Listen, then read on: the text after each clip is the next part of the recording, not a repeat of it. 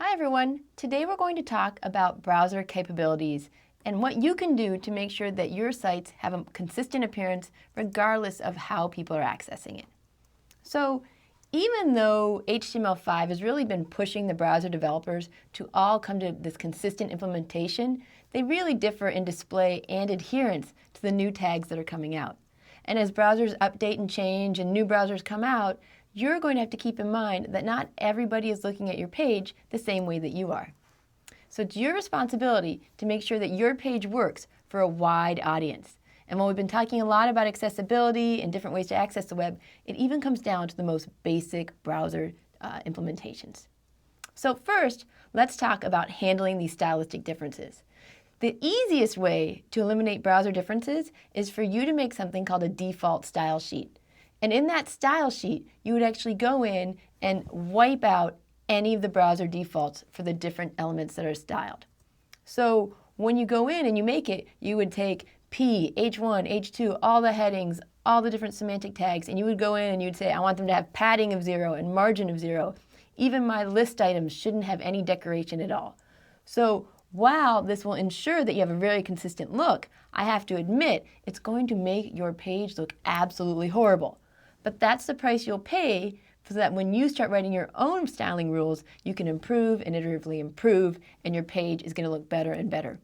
Otherwise, if you don't use what we call this default style sheet, you're going to design your page, and it's going to be really hard for you to remember if you've actually checked off each element that you're using. One of the other things we want to talk about is handling what we call unsupported properties. So first, we know that all browsers don't support all the HTML5 tags. You've seen this already in some of the coding you've done with me. In the same way, not all the browsers support all the CSS3 properties. There are some properties that look really cool on some browsers, but they aren't handled by default in other browsers. But there is a way around that in many cases. And what this is that the browsers are offering prefixes. So sometimes they call them browser prefixes, sometimes vendor prefixes, but the important thing is that it's a really quick fix for handling all the unsupported options that you might come across. Now, when I first saw browser prefixes, I was completely intimidated. I didn't know what was going on, and it looked a little weird, and I was feeling lazy, and I didn't want to deal with it. But I'm here to tell you it's actually very, very easy to use these prefixes. So let's take a look at what I'm talking about. You've been using different properties, and the browser's hopefully just been working. But now, for some of those properties, you're going to want to add a prefix or a little bit in front of it, such as WebKit, Moz, MS, or O for Opera. Each one of these prefixes say, hey, if you're on this particular browser, this is what I need you to do to get the look that the designer is going for. So what are some of these properties that are often unsupported? They include column count, which is a way to add multiple columns into your paragraphs or divs. It's a really nice way to break up your text that's responsive. So if somebody resizes the page, the paragraphs actually resize. We have another thing called border radius, which people really love to use because it adds a little rounded edge to the borders of your elements. A third option would be gradient. And gradient is a very cool kind of background color that lets color go from one shade of blue to maybe gray or red or anything like that, and it gives it a different appearance. Now, there's no way for you to really know which ones you can use and which properties are supported and which ones aren't. So I have this link here to a site called caniuse.com. And what caniuse.com does is it lists the different properties and it tells you which browsers support them and which ones need the prefixes. So it's a good idea to check that site out as you start developing your page. But for now, let's go ahead and look at an example. So in this example, I have a file called prefixes.html, and I just want to show you quickly what it looks like on both Chrome, over here, and also on Safari. They look pretty similar, but there are little spaces where the font might not match exactly, or some of the spacing might not match exactly. So if I wanted to get rid of that, if I really wanted to make sure that the pages look exactly the same, what I can do is add a default style sheet. So let's go down over here, and I'm going to say, hey, I want to use my default style sheet. And what that looks like is it's a really crazy file where I've listed all the different elements, and then after that put in things like I don't want any padding, I don't want any margin. If I've got lists, get rid of the list style. Make this really as ugly as you can. So if I go back over here, you might not see a huge difference because the browsers are already pretty plain, but you can see things move over slightly. We get rid of a little bit of stuff. And in the same way, when I refresh the Safari, they're going to look a little bit more similar. So now, let's go ahead and look at that example where some of the properties aren't supported. And I'm going to go back over to my HTML file and I'm going to say, hey, I want to use my style sheet to go ahead and style some things that aren't always supported. And the things that I'm talking about specifically is we're going to start with this idea of column count. How column count and column gap work is you tell the browser how many columns you want and how much space you want between those columns. So now when I refresh, you can see it's gone from being all one long kind of block paragraph to that everything's split up. And it's really cool because it's dynamic. If I resize the browser, everything kind of moves around. And this is a really cool way to do it. One of the other things I'd like to add, just as something to look at, is this idea of instead of having a square, I want to kind of round the edges a little bit. So you do that by adding in what's called the border radius. Now I'm going to stop before I refresh the page because I want to point something out to you in case you're as intimidated as I was when I first started doing this. The border radius is just a simple property that's been around for a while, and you can see it right here, and you give it a value. Same with column count and column gap. This whole idea of adding prefixes just means take your regular property and slap these prefixes on it. You don't need to learn anything new, you just need to remember the prefix names. And so I want you to really try to embrace this and realize you're not doing anything too spectacular. So now that I've done this, I've made it 25, and I'm going to go ahead and refresh it. And as you can see, I've kind of curved the different edges around the side, which is pretty cool.